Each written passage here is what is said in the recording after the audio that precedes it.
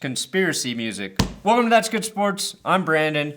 I've never been invited into a secret meeting in the back room of a steakhouse to discuss a future job opportunity, Perna. But that's how I want it to go down with ESPN, HBO, or Netflix. Whichever company finally has the brains and the balls to make me a highly overpaid host of an underperforming sports show. That's my dream. Today, I want to get into this Woody Paige article about John Elway wanting to hire Mike Shanahan last year and lure Kirk Cousins to Denver. This is a real thing with secret meetings that took place about a year ago, like a bad spy movie. Would Mike Shanahan be a good fit back as the Broncos head coach? And who has the most to gain by making Joe Ellis look like the bad guy? John Elway or the Bolin family? Dun dun. Also, I'm a little pissed. Case Keenum thinks pissed is a swear word. That's good sports.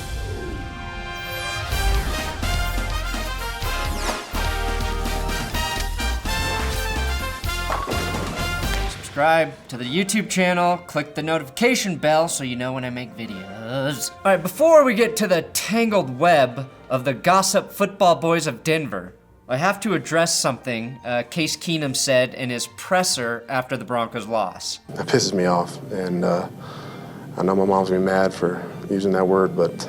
First of all, Case, pissed isn't considered a swear word if you say pissed off. I am kind of an expert in this area. Now, if you said, I feel pissed, I feel like the Browns pissed all over us, took their wangs out on national television and just drenched us with hot, yellow, Toradol-reeking piss, then yes, you should be worried about it. That pisses me off, and I know my mom's gonna be mad for using that word, but...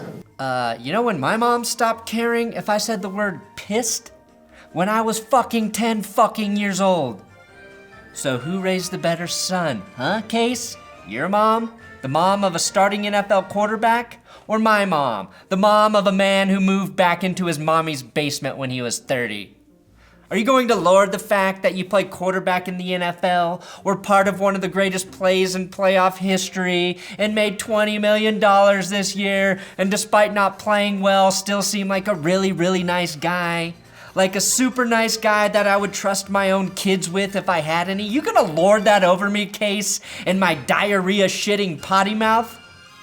Why can't you just throw more touchdowns, man? That pisses me off. Criticizing Case Keenum for being worried about saying the word pissed is childish. I know. I'm aware of that. But I honestly don't want a quarterback who gives a fuck about the language he uses during a press conference. And that includes Philip, I never swear, and I've never won a Super Bowl because I don't swear Rivers. Pretty dang good. I want a guy with the confidence to send a dick pic to team employees. Dick pics are the only pics I want my QB throwing. I want a guy with the confidence to walk into a complete stranger's house and just sit there, mumbling incoherently while he's assaulted by a vacuum.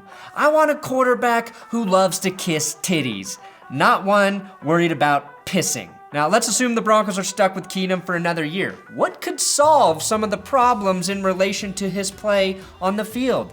Maybe Mike Shanahan as head coach and Gary Kubiak functioning as the offensive coordinator, as he's made it clear he wants to do.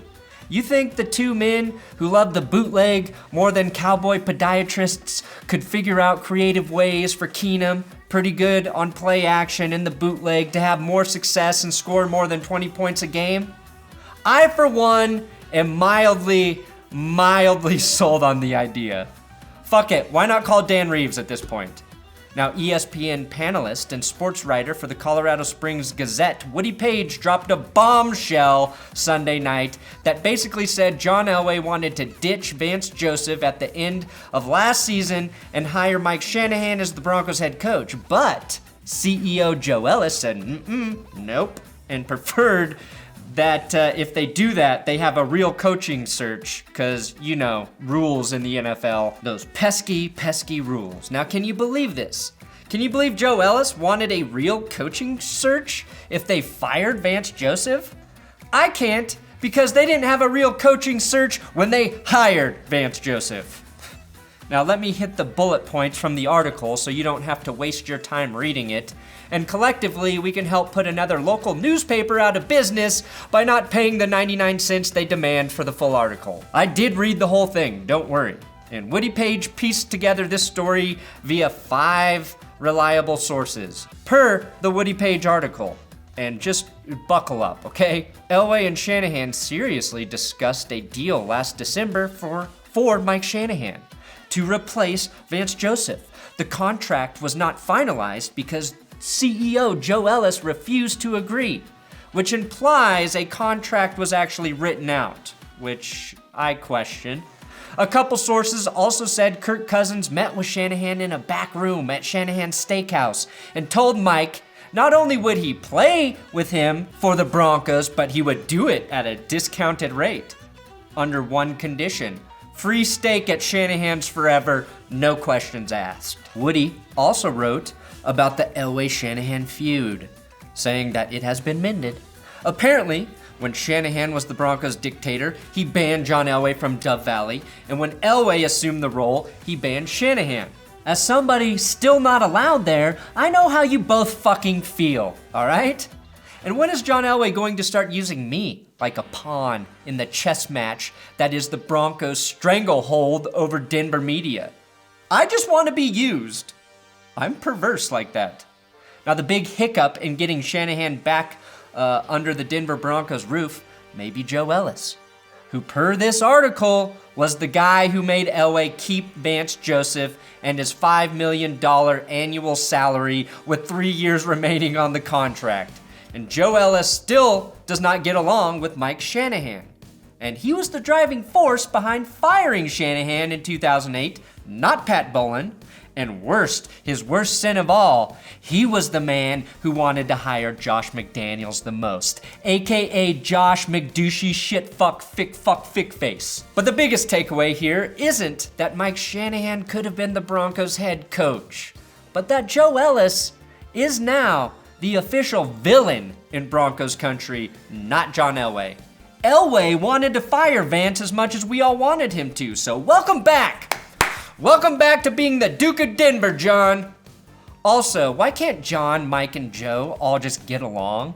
The Elway-Shanahan feud was like seeing your parents get divorced. And even though the new stepdad, Joe Ellis, is, as Marcus Peters would say, a square, he's really not a bad guy. And if they all just had a beer together, or 10 if you're John Elway, they would get along. Now, this article is very sexy, it's very juicy, and I believe it's true-ish. It's basically the football fans' version of erotic novels. Secret meetings held in the back room of a steakhouse between some of the most powerful men in Denver, all for nothing. And that's what I really think this will amount to. Nothing. Now, don't get me wrong, Mike Shanahan is familiar. Oh boy is he, and he feels like a nice pair of old boxer shorts. But like those old boxer shorts, there might be some holes in them, some dried up remnants of human possibility, and they might not be able to support and hold the giant bulge that would be the collective egos of Ellis, Elway, and Shanahan. The article concluded saying that none of the sources believe Mike Shanahan will be the next Broncos head coach. We all believe Vance Joseph is on his way out, but I'm not sure anyone actually knows who could possibly be the next head coach. So the real question is, who wanted this story leaked out of those old boxer shorts? Now, if you're into conspiracies, think about this. Both Elway and Ellis are losing favor with Broncos fans, and it's becoming clear both of them don't like being told what to do, unless it's by their shared dominatrix goddess Wanda. So maybe Ellis is having his name muddied via Elway, or maybe it's part of the Bowlen family that Ellis has rejected as possible owners. Or maybe nobody really has that much time in real life to set up other people like we see in the movies. And this is just what happens when regular people have to make big decisions with tons of money at stake. Now, I love Shanahan, but honestly, I don't know if Mike could jump back in and just be a good NFL head coach again. It's not the 90s anymore. It's not even the 2000s anymore. The NFL is a different game than the one that his son is barely having success in as we speak. Some of Mike's staple concepts, the stretch run, the bootleg, the cut block, the get lucky by drafting Terrell Davis, they might not be as effective as they were in his first tenure. Plus, shouldn't John Gruden in Oakland be a cautionary tale for the Broncos? Joe Gibbs, anyone?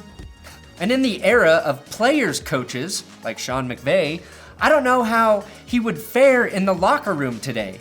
The last thing people remember Mike for is personally taking a baseball bat to Robert Griffin's knees. And the only thing he's done since his coaching days is speaking at Donald Trump rallies before the election. Coach, I want to thank you wherever you may be in this massive room. Where's the coach?